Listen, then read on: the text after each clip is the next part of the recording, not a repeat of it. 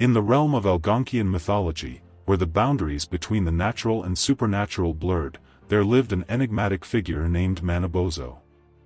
A trickster and a culture hero, Manabozho's exploits and teachings shaped the beliefs and traditions of countless Native American tribes. Once upon a time, when the world was still young, Manabozho emerged from the depths of the Great Lakes. As a child, he possessed extraordinary powers, but his mischievous nature often led him into trouble. One day, while playing with his animal companions, he accidentally set fire to the forest. The flames spread rapidly, threatening to consume everything in their path. In a moment of desperation, Manabozho summoned his powers and created a mighty wind. The wind howled and roared, carrying the flames away from the forest and into the vast expanse of the sky.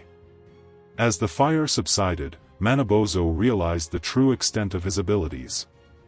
From that day forward, Manabozho became known as a powerful trickster. He used his cunning and wit to outsmart his enemies, play pranks on his friends, and teach valuable lessons to those who crossed his path. One of his most famous tricks involved transforming himself into a rabbit and challenging the fastest runner in the village to a race. Despite his small size, Manabozho's trickery allowed him to win the race, proving that even the smallest of creatures can overcome adversity. But Manabozho was more than just a trickster. He was also a culture hero who brought knowledge and wisdom to his people. He taught them how to hunt, fish, and cultivate crops.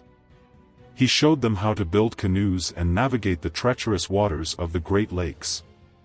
And he shared with them stories and legends that passed down the traditions and beliefs of their ancestors.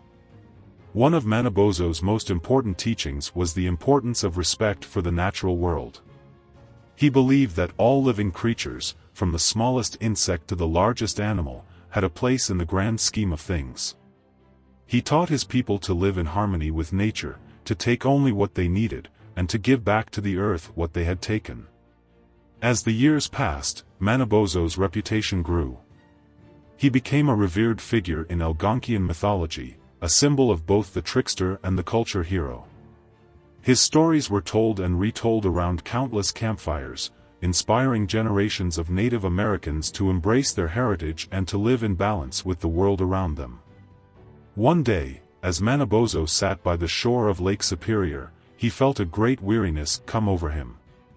He knew that his time on earth was drawing to a close.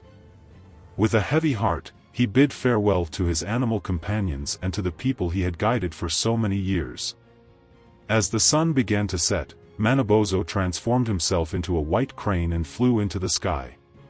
He circled the Great Lakes one last time, his mournful cry echoing across the land.